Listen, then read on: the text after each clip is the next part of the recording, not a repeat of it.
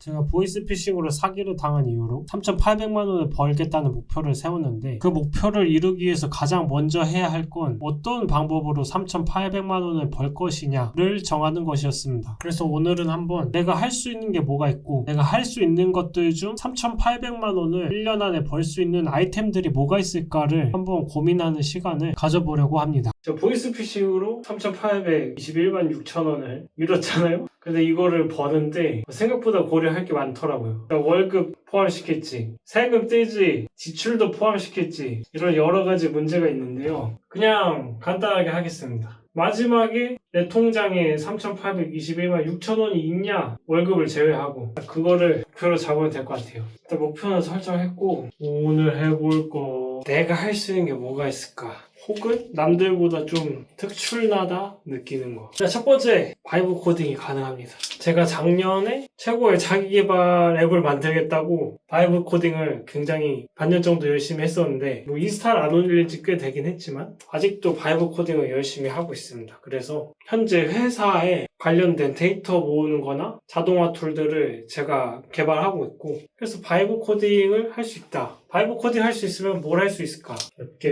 앱 개발로 돈을 벌 수 있을 것 같다. 작년에 실패했지만요. 두 번째, 물건을 팔아볼 수 있지 않을까요? 제가 사실 20대 초에 쇼핑몰을 아주 잠깐 했었습니다. 한 3개월 했었는데 얼마 벌었냐? 200원 벌었어요. 그래서 물건 판매할 수 있겠지만 쉽지는 않을 것 같다. 일단은 넣어놓겠습니다. 그 다음에는 세 번째, 저는 되게 철학을 좋아해요. 그래서 철학적 고민도 되게 많이 하고 제 유튜브에서 한 2, 3년 정도는 철학에 대한 개인적인 견해들, 그런 것들을 유튜브로 했었습니다. 물론 뭐 반응이 엄청 좋았던 건 아니고 그랬지만 그래도 주변이랑 대화하다 보면은 굉장히 부끄럽지만 생각이 깊다는 얘기를 꽤나 자주 들었기 때문에 철학, 어떻게 보면 메신저 사업이죠. 그런 것도 할 수 있지 않을까. 일단은 적어볼게요. 그리고 투자 좋죠. 투자는 접근성이 일단 굉장히 쉽고 돈만 있으면 할 수 있기 때문에 투자, 적금, 예금 그건 제외하겠습니다. 왜냐면은 적금, 예금 이율과 제가 지금 가진 돈을 계산했을 때 절대로 3,800만 원 근사치에 갈 수 없다. 그래서 서브로는 가능할 것 같다. 다섯 번째, 여러분 더 이상 생각이 안 나는데 어쩌죠? 여러분 저 생각보다 할 수 있는 게 없네요. 일단 이 네 개가 전부인 것 같습니다. 그래서 이제 조금 현실적으로 생각해보죠. 일단 첫 번째, 시간 제한이 있으니까 빠른 시간 내에. 두 번째, 3,800만 원을 벌 수 있냐. 물론 다 벌 수 있겠죠? 다 벌 수 있는데 일단 투자는 제가 그렇게 잘 알지 못합니다. 투자를 그냥 뭔가 적금식으로 하는 친구였기 때문에 안타깝게도. 그리고 두 번째로 투자하면서 또 느낀 게 있는데 시드머니가 커야지 큰 돈을 벌 수 있다. 결국 내가 작은 돈으로 복리로 벌려면 한 2, 30년? 길면 4, 50년까지도 생각해야 되기 때문에 투자는 메인으로 잡는 건 패스. 근데 서브로는 될 것 같다. 서브로 간간히 조금의 수익을 올려주는 용도로 투자를 사용하겠습니다. 투자, 서브, 그리고 이 철학, 메신저 사업. 제가 유튜브를 길게 해봤지만 별로 호응이 없었고 제가 이 철학 유튜브를 한 3년 했잖아요. 2, 3년 정도 했잖아요. 조금 저한테 큰 문제가 있습니다. 제가 너무 무거운 주제만 다뤄요. 노잼, 한마디로 말해서 노잼이다. 그래서 사람들이 좀 잘 안 보고, 그리고 저는 약간 그런 거 있어요. 되게 현실적이다. 그러니까 뭔가 이런 강의나 그런 걸 듣는 이유는 내가 겪고 있는 고통을 쉽게 해소할 방법, 안 느낄 방법, 이런 걸 찾는 거잖아요. 제가 하는 영상 만약에 보신다면 알 수 있는데 저 항상 고통을 받아들여라, 고통은 축복이다 이런 공감 안 갈 얘기를 많이 하기 때문에 쉽지 않을 것 같습니다. 그래서 패스. 이제 물건 판매랑 바이브 코딩, 앱 개발이 나왔습니다.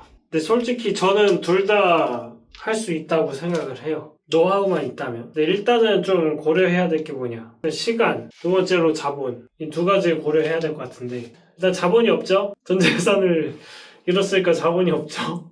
그래서 물건을 만약에 한다면 위탁 판매만 가능할 것 같고, 앱 개발은 그렇게 많이 들지 않습니다. 해본 경험상. 달에 한 20 정도 생각해야 되나? 더 적을 수도 있어요. 대충 잡아서. 일단 제가 하고 싶은 말은요. 저는 작년에 앱 개발로 실패를 했지만 앱 개발을 가장 길게 도전했었고 또 가장 즐거웠고 지금도 굉장히 즐겁게 하고 있고 가장 희망을 갖고 있어요. 그래서 제가 그래도 열정을 갖고 꾸준히 할 수 있는 거. 1년 동안 할 수 있는 게 뭘까? 그리고 배우는데 조금 시간을 절약할 수 있는 거. 이미 알고 있으니까 얘는 크게 배울 일이 없잖아요. 그래서 좀 시간 절약을 생각해 봤을 때 아무래도 바이브 코딩이 앱 개발이 좀 지금 내가 당장 할 수 있는 거지 않을까? 그리고 바이브 코딩의 장점이 또 있습니다. 얘를 시스템만 잘 짜놓으면 자동화가 돼요. 그래서 내가 앱 개발을 어느 정도 자동화해서 여러 작품을 막 바바바바바바박 내갖고 돈을 번다면 일단 시간 절약이 굉장히 되죠.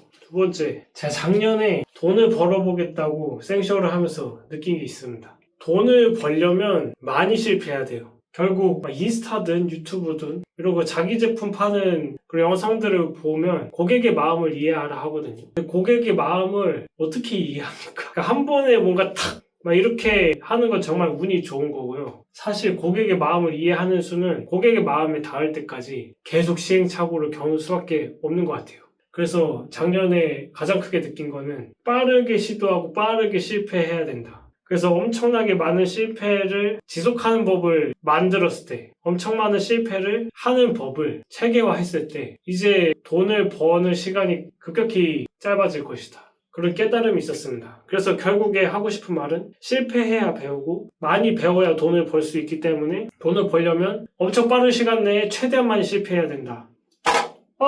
그러기 위해선 시스템화, 자동화를 해야 된다. 그래서 이 바이브 코딩이 어떻게 보면 굉장히 유리할 수 있다. 자동화만 해놓으면 빠른 시간 내에 엄청 많은 것을 시도해볼 수 있고 엄청 많은 데이터를 쌓아갈 수 있기 때문에 사실 좀 끌립니다. 물건 판매는 그냥 두 번째인 것 같아요. 바이브 코딩으로 광고도 자동화할 수 있거든요. 그래서 앱 개발 자동화하고 광고 자동화한 다음에 광고에 대한 이해가 생기면 바리에이션으로 물건 판매도 해볼 수 있겠다라고 지금은 좀 생각이 드는 것 같네요. 그래서 오늘의 결론은 앱 개발로 제가 한번 돈을 벌어보겠습니다. 그리고 다음 시간에는 내가 가진 시간과 돈이 얼마나 되는지를 한번 돌아보고 그거를 기반으로 좀 내가 얼마나 어떻게 이것들을 투자할 건지 정해보는 시간을 가지면 좋을 것 같네요. 뭔가 새로운 컨텐츠고 저도 어떻게 할지 몰라서 영상도 중구난방인 것 같고 하는 것도 중구난방인 것 같은데 어쨌든 잘 해보겠습니다. 제가 3,800만 원을 버는 그날까지.